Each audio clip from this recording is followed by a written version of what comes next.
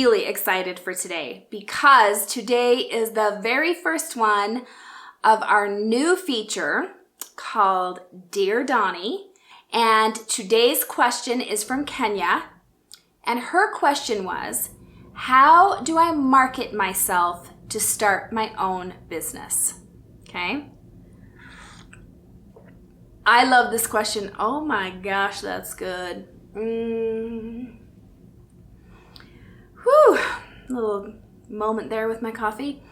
I love this question. I have started several businesses. I am an entrepreneur to the bone - psychologically unemployable.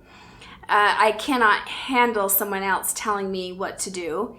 And I really am the personality that needs to do things in my way. So I'm going to go even deeper than how do I market myself, or how do you market yourselves, right? And I'm going to go into the number one, okay, you guys, this is the number one most important thing I have found in starting your own business. And I really feel like this is the difference between people who leave a job, start their own business and succeed, people who leave their job, start their own business, and end up having to go back to the job. And that is that when you are deciding to go out on your own, that there are two main things. Number one is that you've got to use your career capital.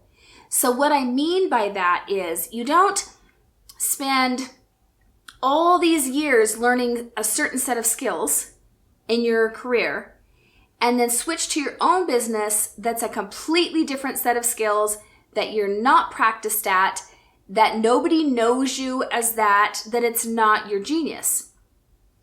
Because it will not work. Career capital, the things that you're already doing, that you've already built up, you don't want to, I guess, I was going to say waste that, but that's not exactly what I mean. You really want to use that as a stepping stone, and that doesn't mean that you have to do the exact same thing you did in your job to go out on your own and do that.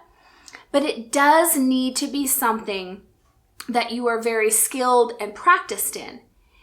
Now, why is that? Well, because otherwise you want to, if there's something that you want to learn and practice, you want to do that while you're working a job and do that on the side until you have clients, right? Until you've already made a name for yourself in the new field.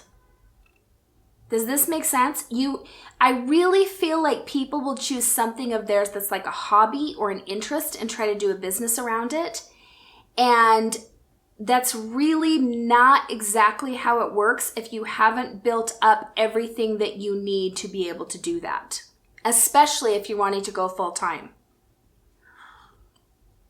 So be very careful what it is that you choose in the first place to do as a business. You really, really want to already have a name in that. You really want to already be known for that at least before you make the leap from working for somebody else full time or doing a business you're already doing full time on your own but switching to something else. Okay, so that's the first thing. Because here's the reality, you guys, people don't pay dabblers. People will listen to a dabbler, they may engage with a dabbler, but they won't consistently pay somebody who's just dabbling in something. They really want to pay the experts. They want to pay the people who have mastery there. And so then you're like, oh no, but how do I get mastery? Then you start a little bit at a time. And in fact, when I'm doing this with my mentorship program, when I'm helping people really branch out on their own, my rule of thumb is that you don't branch out on your own. In other words, you don't leave your job until you have replaced a minimum of 70% of your income. Minimum. So, because so many people have to jump back into their job because of how quickly they run out of money. So, and also I would say have something behind you, right? Some kind of savings, some kind of cushion that you can fall back on. The reality is it takes twice as much money and at least twice as long to do it as you think it's going to. So, you take your estimate in what you think it's going to cost you and the time you think it's going to take you to start this business, and you double that, and then and then you can go from there. Okay? So, it really just has to be something that's true to you. It has to be something that you can contribute true value to the world. We don't like to think this, but the reality is that the world will let you know what they're willing to pay you for and not pay you for. So we could go all day long into marketing, but the truth is that if you have not chosen a business that's really very authentic for you and that you have those skills and that expertise, the chances of that business working are, slim to none. There is an amazing book that talks all about this, and it's one of definitely in my top 10 favorite books of all time. And I choose my favorite books by what has actually made the biggest difference for me. And the book is called So Good They Can't Ignore You by Cal Newport. Really excellent book about starting your own business. So once you have that, once you have the business that feels really true to you, that you have the expertise in, and that people are willing to pay you for, then it is really the basics of that, really focusing in on that. One of the other mistakes I see a lot of people make is they do so many different things that they're not known for something.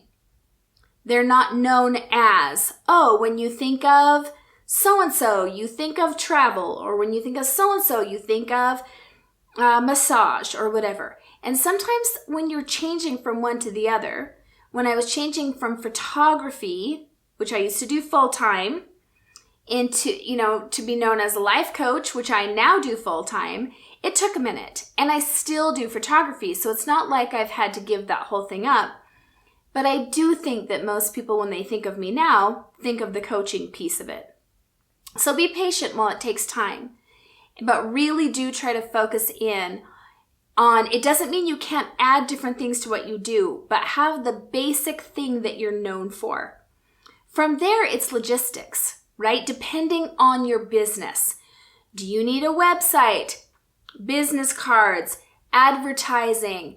The marketing is much more organic when you are speaking to something you are amazing at. When you are so good at it that they can't ignore you, right? People will tell people. Word will get out. The marketing is much more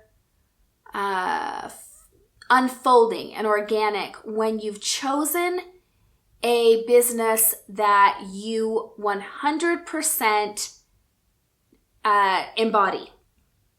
So that's the other thing you really need to look at is, do I embody this?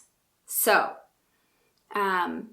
if you're going to, for instance, I have a dear friend. Hey, Stephanie, what's up? We need to get our On the Spot with Dawni scheduled, who is a professional organizer and a Coffee with Dawni subscriber. And so you think about a job like that, professional organizer. Does it mean that her house has to be spotless all the time? No. But if it's not generally organized, then, right, then that's hypocritical. We have to know that we're walking our talk. It's never, ever, ever about being perfect or ideal. It's about being congruent and in alignment. So is the business that you're choosing for yourself something that, because you're your own walking billboard, right? So is that something that you typify? Is that something that you can easily be known for? Is being known not just for that, but being known as that. So it'd be really difficult for me to go into much more detail because it really does depend on the type of business you're doing. I would say choose a logo and a name for your business that you absolutely love. If there's anything about it that doesn't sit right for you, you're going to be hesitant to put it out there. So make sure that whatever it is that you're putting out there is very true to you, really appeals to you, and represents you. I hope that this has been helpful. Thank you, Kenya, for the question. All right, guys, I love you. May your coffee be strong and your life be blessed. Thank you so much for watching this video. Please like and subscribe. It really helps out my channel. And if you would be interested in working with me further, you can check out DawniAngel.com. I would love to come speak to your group, come to your business to do a training, be on your podcast, my personal favorite, or even work with you one-on-one.